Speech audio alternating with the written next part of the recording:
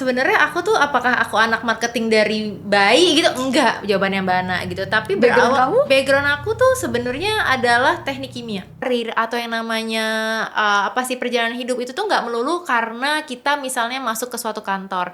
Fala itu ingat aku karena dia ingat aku pas kuliah tuh jualan.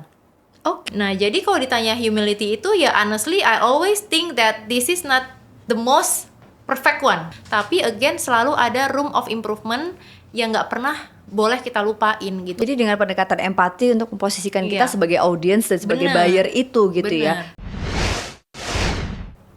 Berbagai ketidakpastian membuat sebagian orang mengalami ketakutan, keraguan, melangkah dalam berbagai sektor usaha.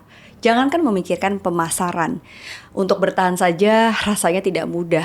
Dan hari ini kita akan bicara tentang bagaimana strategi pemasaran yang ternyata bukan hanya urusan soal produk, bukan hanya urusan terkait dengan knowledge, tapi rasa, bagaimana menghubungkan emosi dan rasa setiap manusia sehingga ada rasa percaya untuk saling membeli, menjual, dan memasarkan. Hari ini Analisa Channel menghadirkan sosok yang mungkin teman-teman akan mengenali brand besar yang sudah tidak asing lagi di Indonesia, sebuah pelopor hijab button scarf, dan ini adalah di balik brand besar tersebut ada seorang Kanya yang aku kenal jauh sebelum Kanya ini ada di button scarf. Seperti apa sih menghubungkan rasa dan emosi dalam strategi pemasaran? Kanya, selamat datang di Analisa Channel. Hai Bana, apa kabar? Baik. Ini tadi openingnya sudah cukup bersahaja. Terus kemudian kita sekarang menjadi wanita yang ceria. Karena kalau ketemu Kanya tuh aura itu beda ya gitu ya, ceria terus. Kayaknya nggak berubah karena aku ngeliat kamu tuh energinya tuh nggak pernah habis, happy, dan pasti nggak mudah ya untuk otak kamu tuh nggak pernah berhenti bekerja kayaknya. Iya, benar. Terus kalau dilihat dari ekonomi kan lagi nggak baik-baik aja nih kayaknya. Ketika brand-brand banyak yang gulung tikar, apalagi fashion yang sangat fast banget ininya. Jangan kan ngomongin pemasaran gitu, buat sekedar bertahan aja tuh mereka memilih untuk ya udahlah mundur deh. Boleh mungkin sedikit kenalin diri kamu dan kenapa kita ngebahas pemasaran atau marketing strategi ini, karena kayaknya sosok yang tepat. Silakan Kanya. Sambil kenalan nih. Iya. Hai semuanya, nama aku Kanya.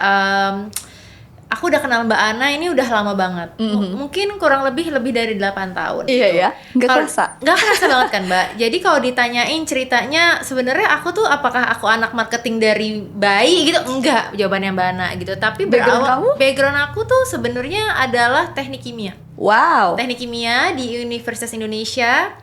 Terus selama 4 tahun di sana aku tuh sadar ternyata memang this is not my passion, ternyata teknik gitu. That's why akhirnya aku tuh pengen banget kerja di marketing gitu. Karena aku tahu marketing itu kayak kreatif banget, selalu dynamic gitu. Jadi emang something yang aku pengen coba gitu. Tapi sebagai anak teknik pastinya nggak gampang tuh waktu itu.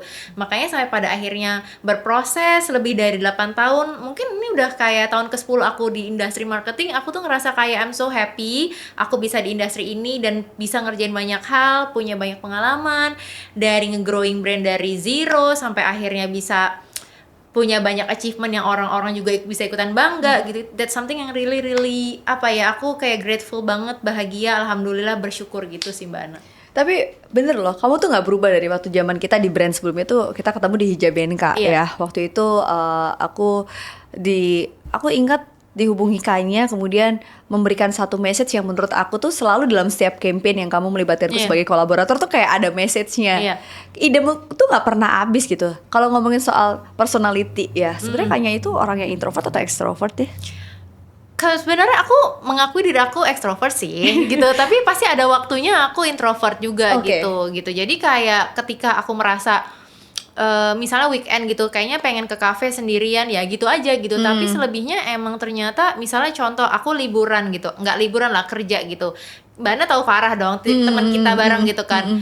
Dia pas ke New York dia bilang gue pusing, sedangkan aku mendapatkan energi dari riuhannya New York dengan semua klakson itu gitu. Jadi memang energi yang aku dapat itu sebenarnya dari luar gitu. Dan tapi ketika aku udah ngerasa draining, ya ada momen yang aku introvert sih, yang kayak udah di kamar aja lah, goler-goleran, yang kayak gitu sih. Karena kan kenapa aku nanya soal personality type, industri marketing itu tuh sangat relate dengan orang yang atau people yang extrovert gitu Iya. kan. Terus kemudian pertanyaan aku adalah, kamu mencari inspirasi itu berarti ketika mencari inspirasi kamu membuat diri kamu lebih banyak sendiri di kamar, tapi energinya dapetnya ketika di keriuhan dan klakson-klakson di New York tadi gitu ya? Enggak sih, sebenarnya Mbak, kalau misalnya ditanya inspirasi dari mana, itu lebih ke kayak kita harus punya banyak referensi literatur, baca, Oke. cari tahu gitu. Dan aku tipikal yang kayak selalu nge-push diri aku untuk selalu cari tahu hal lain yang nggak kamu tahu sekarang gitu. Jadi emang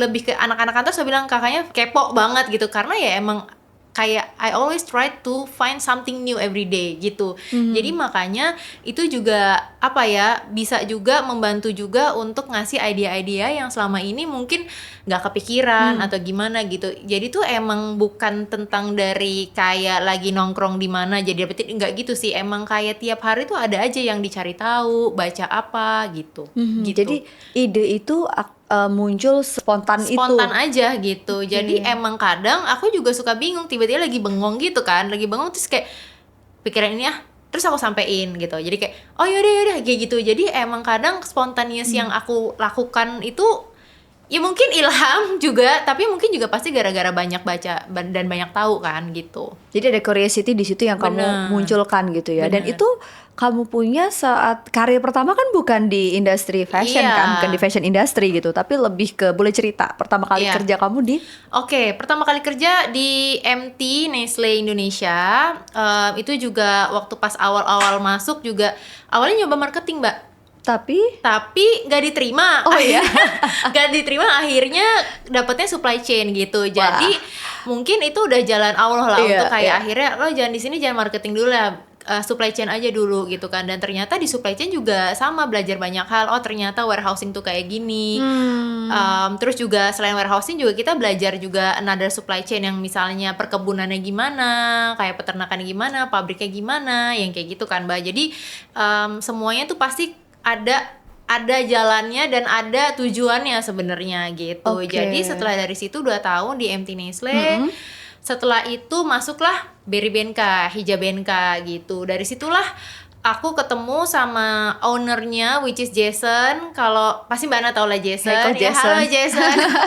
Jason sama Falah itu mantan bos aku yang aku sangat-sangat bersyukur sih mereka mau percaya sama aku. Siapa Mbak yang percaya? Anak teknik pula, terus udah gitu MT supply chain pula gitu. Terus sekarang langsung waktu itu memegang sebagai manajer marketingnya Hijab Benka waktu itu. dan gitu. itu brand yang cukup besar saat itu. Iya, dan salah satu baru e-commerce. mau ini Mbak, baru mau take off gitu. Jadi mereka baru launching, mereka butuh orang yang bisa mengerti bagaimana cara develop produk, cara ngegedein brand tersebut gitu kan. Jadi ya akhirnya aku dikontak sama senior aku, which is Falah itu, karena dia tahu.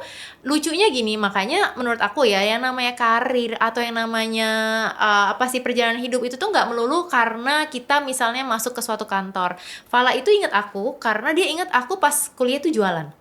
Oke, aku baru dengar cerita ini loh. Iya, aku jualan itu jualan thrifting Mbak, jualan ke pasar Senen, baju bekas, simply buat pas abis wisuda gue mau jalan-jalan pakai duit sendiri, sesimpel itu sebenarnya. Nah, aku jualan aja nggak ada gimana, jadi ya anak-anak di kuliah tuh tahu juga lah kalau aku tuh jualan gitu kan. Dia tiba-tiba waktu pas dan dia masuk Hijab Benka, abis itu dia inget siapa ya, gue nge-hire siapa ya gitu kan, orang pakai hijab, ngerti fashion hijab. Ya udah deh, si Kanya nih jualan nih waktu itu gitu. Akhirnya Oke. dikontak lah gitu, dan jadinya aku juga di situ adalah pengalaman profesional pertama aku menjadi marketing gitu. Tapi kalau ditanya lagi perjalanan non profesionalnya itu dari SD aku tuh udah jualan juga gitu. Jadi emang marketing tuh is in my blood, asik. Gitu. Tapi ternyata ya itu waktu membawa aku ke teknik kimia dulu lah, ke supply chain dulu sampai akhirnya marketing. Dari Hijab Benka kerjasama, kolaborasi sama Mbak Ana juga kan waktu itu. Akhirnya ngerjain Berry Benka juga. Nah setelah dari situ ke Shopee gitu. Oh, Ke sempet Shopee, ya, waktu sempet di itu. Shopee Iya, aku ingat. sekitar 5 bulan. 5 bulan aja tuh. 5 bulan aja karena ngerasa kayak oh ternyata my passion itu adalah growing the brand gitu.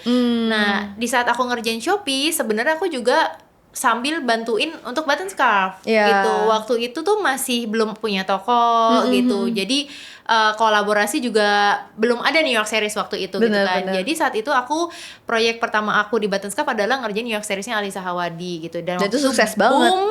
boom. Habis itu akhirnya ya udah bantuin aja lah button scarf, lo ngapain di Shopee gitu kan. Terus kayak oke deh, gue juga suka button scarfnya, gue juga suka produknya dan segala macam. Dan paling penting sih Mbak, ini juga mungkin buat penonton setianya Analisa Channel gitu ya.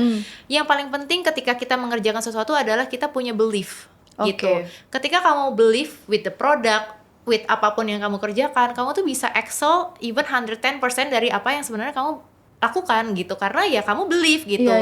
Waktu pas di Hijabenka Mbak, aku bilang sama Farah gitu, teman kita kan, I believe someday button scarf akan jadi yang number one di Indonesia, tapi I don't know how gitu kan gitu. Jadi karena udah percaya dan ketika ada kesempatan untuk membantu, ya kenapa enggak gitu. Dan alhamdulillahnya ternyata sampai sekarang diterima, punya banyak penggemar yang setia selalu beli produknya gitu. Itu tuh salah satu grateful moment lah buat aku gitu. Iya, ini hijab Jadi aku tuh merasa belief itu penting ya. Kayaknya. Dan kalau tadi kayaknya sempat cerita dari teknik kimia, kemudian masuk di karir pertama justru bukan di marketing tapi supply chain gitu ya. Kamu menjahit benang antara karir pertama kamu sampai akhirnya kan ada orang yang bilang aku tuh nggak passion buat jadi marketer gitu. Kayaknya aku tuh bukan jiwa marketingku nggak ada gitu. Kamu kalau dengar statement itu seperti apa?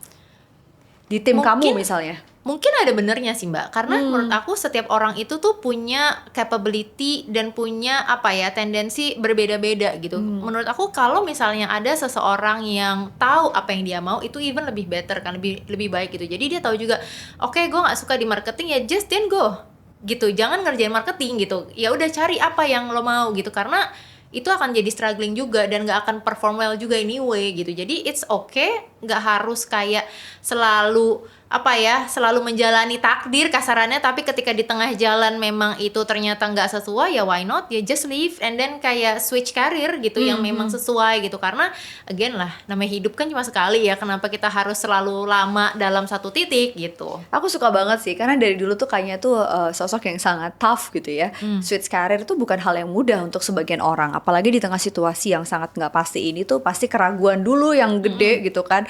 Terus pada saat switch karir, di dalam pikiran seorang kayaknya tuh belief apa sih yang kamu jaga, yang kamu pegang buat dirimu? Oke, belief apa sebenarnya karena main pointnya adalah suka.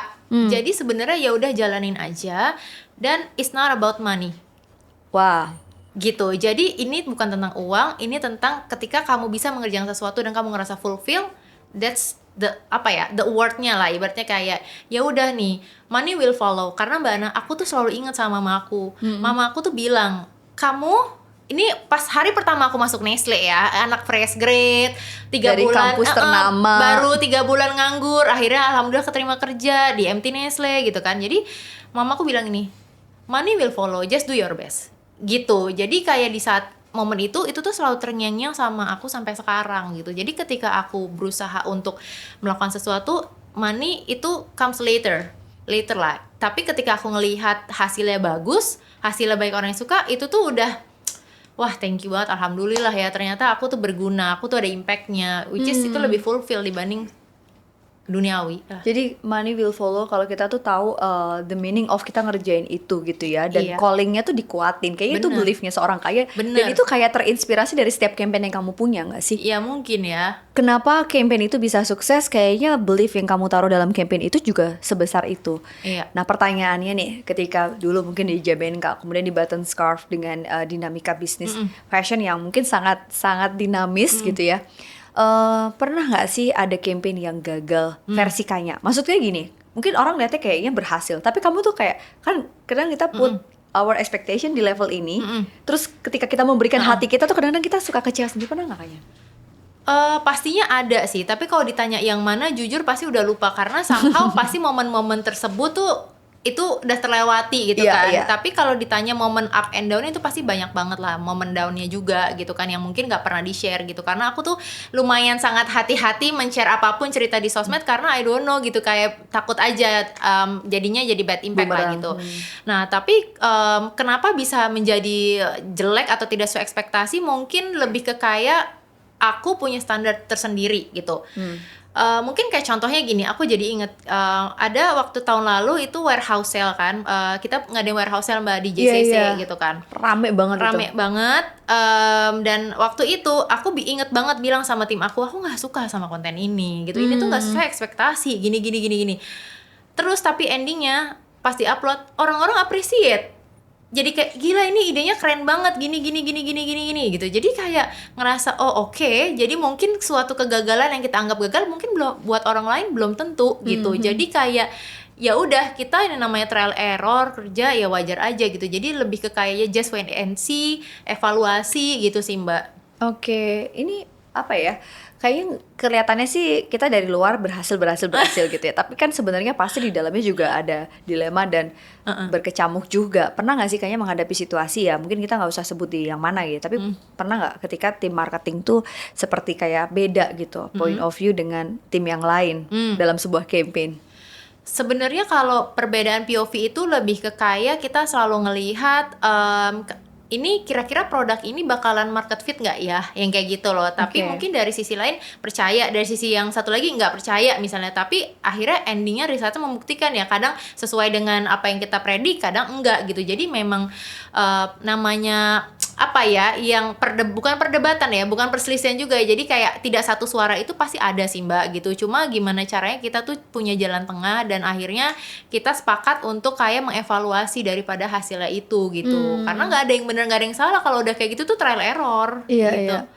Dalam sebuah campaign atau mungkin marketing strategi gitu ya, ada sebuah identitas yang dijaga dari sebuah brand gitu. Itu datangnya biasanya dari marketing team atau dari founder atau dari mana sih kayaknya? Nah, bisa dari founder dan juga dari creative director juga sih. Jadi marketing team itu akan harus selalu koordinasi, diskusi sama ya founder sama creative director. Karena gimana pun juga mereka yang paling tahu nih brandnya dibawa gimana. kemana gitu ya. Jadi dari situ kita mencoba untuk mengeksekusi sesuai dengan arahannya gitu. Jadi tetap top down itu ya? Tetap top down, tapi juga kayak dari sisi marketing Harus- oke nih harus dipercantiknya gimana gitu. Oke, dan sejauh ini kan kayaknya tuh nggak pernah berhenti nih gebrakan Button Scarf dengan berbagai campaign dan strategi yang habis ini kayak selalu ada muncul. Aku setiap ada postingan tuh kayak wah ini banget nih apa namanya, selalu langsung diterima gitu dalam setiap seriesnya. Pembeli tuh kayak bisa langsung sefanatik itu kayaknya.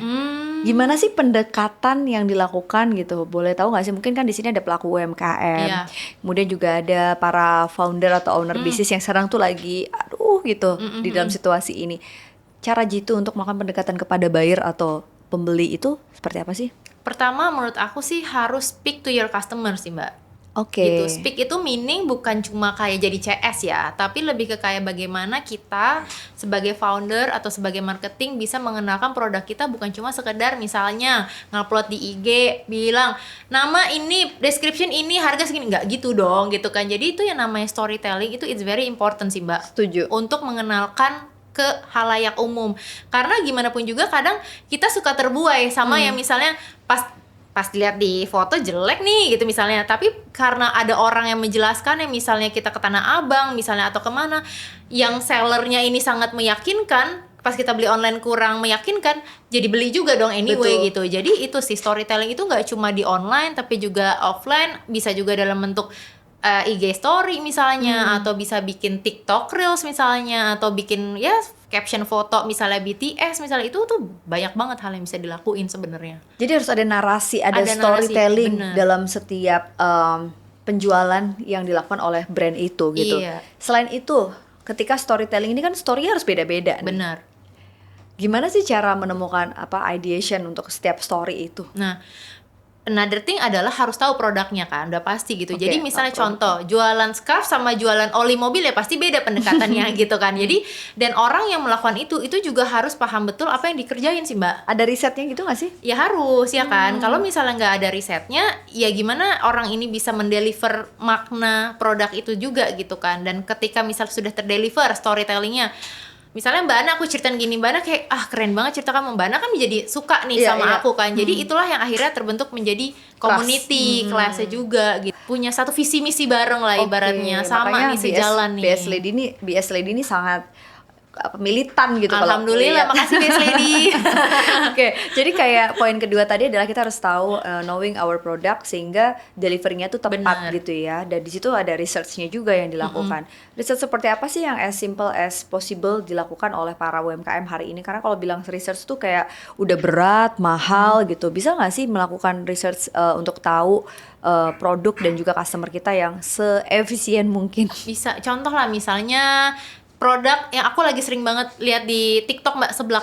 Atau enggak kayak yang makanan-makanan ya seblak lah ya gitu. Aku ngerasa misalnya aku sebagai owner orang yang punya brand seblak misalnya, aku akan searching di TikTok itu cara jualannya biasanya gimana kompetitor yang lainnya. Oh, cara jualannya masih dengan kayak oke, upload deh gitu doang. Oke nih gimana ya kalau sebagai customer kita mau jadi beli tuh gimana? Oh, mungkin bisa live sambil masak atau misalnya live sambil makan atau gimana gitu, karena there's always something new, new idea yang bisa kita lakukan gitu. Jadi jangan pernah untuk kayak stagnan untuk ngerjain ya yang biasanya sih cuma upload foto gini doang, atau cuma di ya udah nih dimasak pakai di kompor aja instan selesai misalnya gitu, yang nggak harus selalu kayak gitu. Dan jadi lebih juga selalu bertanya, kalau kita ngeliat kayak gitu kita pengen nggak? Kalau misalnya kita pengen, most likely bakalan orang-orang juga jadi pengen kan kayak gitu. Jadi dengan pendekatan empati untuk memposisikan kita Iya. sebagai audience dan sebagai Bener. buyer itu gitu Bener. ya. Nah, permasalahannya pada saat benchmarking ke ke brand lain gitu kan. Terus kemudian yang ada tuh bisa jadi kita trial error.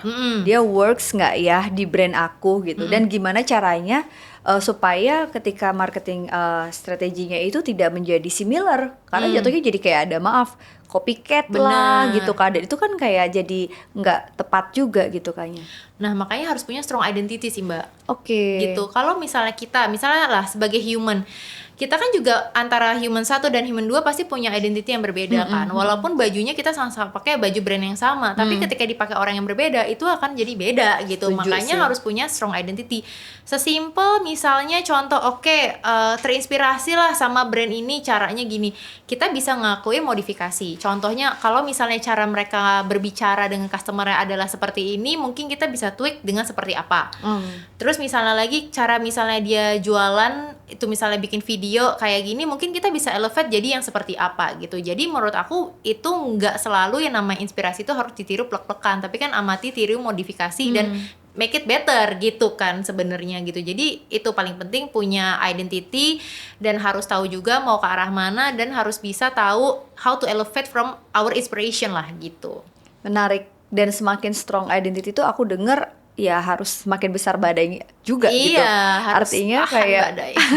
banyak juga yang akan muncul sebagai ini nih, mungkin kompetitor tapi Iya. kayak jadi mengimitasi yang dilakukan. Pernah nggak mengalami insecure tersendiri pada saat udah sebesar itu ya brandnya, udah sekuat itu identitinya, terus kemudian ada kompetitor atau brand lain nih yang mungkin bermunculan dengan strategi yang sama? Ada nggak sebagai bagian dari brand besar ini insecure? Sebenarnya kalau ditanya insecure apa enggak, kita ngelihat itu tuh sebuah kompetisi yang sehat sih Mbak gitu. Jadi kalau ketika banyak brand dengan mungkin muncul yang baru dengan cara yang sama atau gimana, menurut kita itu that's a healthy competition ya, bahkan bikin untuk kayak market ini makin naik lagi gitu. Karena namanya modest fashion Mbak, itu kan masih very niche gitu kan. Jadi ketika ada another kompetitor, menurut aku itu jadi berarti lebih bikin banyak lagi, marketnya makin besar, makin growing gitu. Jadi we don't see it as rivalry gitu sih sebenarnya. Jadi ya nggak insecure juga gitu sebenarnya. Kayaknya kalau dengar kondisi Indonesia dengan berbagai hashtagnya hari ini tuh kan UMKM ini menjadi salah satu bisnis yang tidak mudah untuk survive hari ini, Iya. karena hilangnya kaum menengah itu menjadi satu pasar beberapa UMKM yang harus kehilangan marketnya Iya. gitu kan.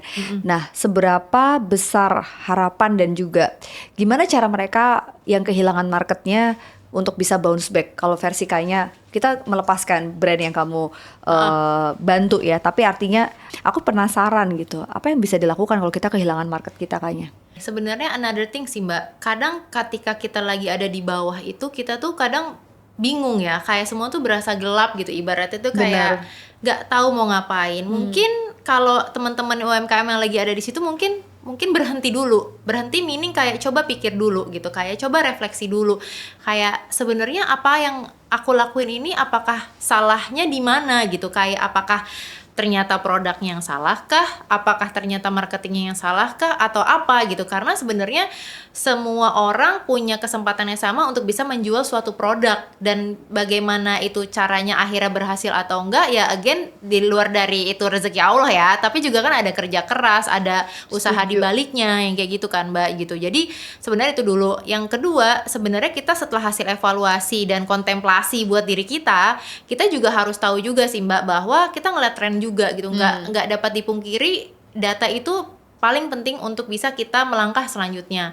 Ketika misalnya oke nih yang sekarang gagal nih produk yang ini, coba cari tahu ke depan lagi happening apa, lagi tren apa gitu. Nggak selamanya kita harus mengulang dengan produk yang sama, dengan cara yang sama, atau mungkin industri yang sama. Bisa juga industri yang berbeda ya, we never know gitu. Jadi makanya memang harus lebih banyak melihat dunia untuk tahu dunia tuh luas, industri tuh banyak, produk tuh banyak gitu. Jadi kayak jangan pernah berhenti berharap dan berusaha sih gitu. Wah, ini ya memunculkan harapan dengan tetap usaha gitu ya. Justru pada saat kita jatuh itu cara kita untuk belajar sesuatu gitu yang mungkin belum dipelajari itu apa gitu ya. Dan kalau melihat perjalanan Kanya sebagai orang yang sangat aktif di marketing industri ini, aku penasaran juga, kamu sendiri pernah ada di titik kehilangan ide nggak pada saat di posisi ini? Pastilah, namanya ide tuh kehilangan ide, dan aku Mental tuh ngerasa block gitu. mental block gitu. Makanya ketika aku ada mental block gitu, yang aku lakukan adalah aku cari sumber ilmu lain yang aku belum tahu. Gitu. Jadi mungkin aku searching aja, kayak contohnya aku dulu nggak ngerti ada namanya BOF, Business of Fashion gitu kan. Tapi karena Business of Fashion itu adalah media nomor 1 di dunia untuk fashion setahu aku ya gitu. Jadi kayak yang featuring untuk kayak brand-brand fashion, dan yang kayak ada berita informasi fashion terbaru yang kayak gitu sih Mbak gitu. Jadi karena aku searching cari tahu apa sih industri di luar sana nih, dunia di luar Indonesia ini nih apa sih sebenarnya. Nah, karena aku tahu jadi akhirnya subscribe lah gitu, subscribe untuk dapetin kayak newsletternya, insight-insightnya, dan di situ aku jadi kayak ngerasa wah keren banget ya, ternyata tuh mereka di sana yang kita nggak ada di Instagram misalnya, ide-idenya tuh gini ya. Jadi kayak another POV yang ilmu lagi yang bisa kita coba pelajari gitu. Jadi kalau mungkin sekarang lagi dalam frustration dan mental block itu muncul, itu wajar. Step back, to reflect and to learn and unlearn juga. Mungkin sesuatu yang mungkin bisa jadi adalah POV baru gitu ya. Ini kayaknya aku tahu sih di balik seorang marketing strategis itu butuh sebuah curiosity yang nggak boleh berhenti. Benar. Kalau terkait sama humility nih, kadang-kadang kan kerendahan hati itu susah ya pada saat kita punya level standar terhadap campaign apalagi ya. Terus kemudian ada yang nyela gitu kan, rasanya kayak gitu. Untuk bisa tetap stay humble dengan ide-ide itu tuh gimana sih kayaknya? Nah, kadang kita tuh lupa sih Mbak, kita tuh manusia ternyata ya gitu. Jadi selama ini yang kita lakukan adalah, atau specifically aku itu I always push myself too hard lah ibaratnya gitu. Jadi kayak ketika itu terjadi, ketika ada campaign, yang aku lakukan itu lebih ke kayak what can I do to improve gitu. Jadi bukan tentang bagaimana melihat campaign ini sukses apa dan dipuja atau gimana gitu, tapi lebih ke kayak okay, this is done and then what can I do next to make it better, to make it even wider and bigger gitu. Nah, jadi kalau ditanya humility itu ya honestly I always think that this is not the most perfect one gitu. Jadi kalau dari diri sendiri untuk selalu merasa okay, I appreciate, thanks to ourselves kita udah bisa ngelakuin gini, thanks to our team segala macam, bersyukur.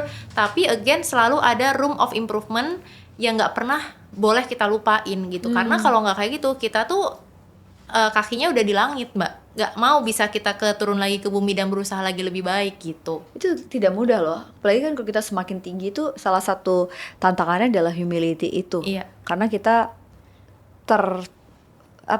terfana dengan sesuatu yang fana, tapi kita nggak sadar di titik itu gitu. Aku melihat semakin besar itu tantangannya adalah si humility, bukan tentang kapasitas atau capital modal lagi, bukan cuma materi gitu, tapi si humility.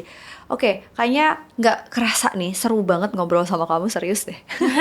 Kayak harus ada seri-seri berikutnya. Tapi aku honestly kayak appreciate kayaknya ngebagi ilmu ini, karena kan bisa jadi ya di balik sebuah marketing strategist tuh nggak mau dicuri ilmunya. Karena takutnya nanti diambil idenya, kemudian dilakukan untuk bisa dieksekusi di korporat, company atau produk lain gitu. Tapi kamu mau berbagi ini. Thank you banget udah sharing, dan apa yang pengen kamu kasih message sebagai closing nih untuk teman-teman yang sekarang mungkin pengen belajar tentang marketing strategi. Menurut aku sebenarnya ilmu itu tuh luas, dan aku tuh nggak pernah berpikir ketika aku membagikan ilmu itu jadi ada insecurity sendiri, karena itu buat aku sendiri ya ada kebahagiaan tersendiri ketika ada orang, entah itu founder, owner atau siapapun itu yang bilang thank you ya udah ngasih tahu, karena dengan kayak gini gue bisa jadi kayak gini misalnya kayak gitu.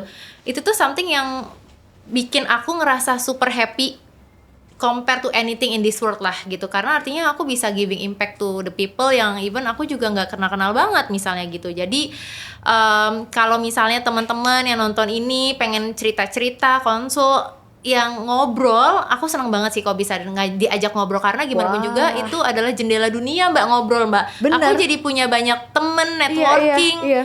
Aku gitu. hari ini aja kita rekaman podcast, narasumber ini jadi kayak guru di berapa SKS sendiri kita hari ini. Termasuk sesi sama Kanya ini aku belajar banyak banget, karena baru balik terus kayak walaupun mungkin produknya bukan fashion gitu ya, tapi ke personal branding dan ada marketing strateginya juga kan. Tapi aku I learned many things hari ini. Thank you banget Kanya. Sama-sama Mbak Nat. Sehat-sehat, open to discuss buat teman-teman. Jadi kalau mau tanya-tanya sama Kak Kanya bisa follow Instagramnya @kanyate. Aduh, udah kayak acara TV ya. Karena kan ini bener ya, mungkin ada brand atau ada company yang mau collaborate, open ya kayaknya untuk collaborate, untuk karena konsultasi itu tuh kayak akan lebih kerasa nyaman kalau orang itu expert dengan pengalaman yang udah dipunya gitu. Kamu open untuk itu? Aku open banget sih, anything lah pokoknya, as long as itu marketing dan aku bisa bantu, I can help gitu. Thank you ya, jadi bisa follow aja Instagramnya di sini. Thank you, sampai Mana. ketemu lagi Kayaknya sehat-sehat. Thank you. Teman-teman semuanya, thank you for watching, dan sampai ketemu di episode berikutnya. Kalau kamu suka sama episode ini, disebarkan dan jangan lupa subscribe biar aku semakin semangat buat bikin konten lagi ya. Bye bye. Assalamualaikum warahmatullahi wabarakatuh.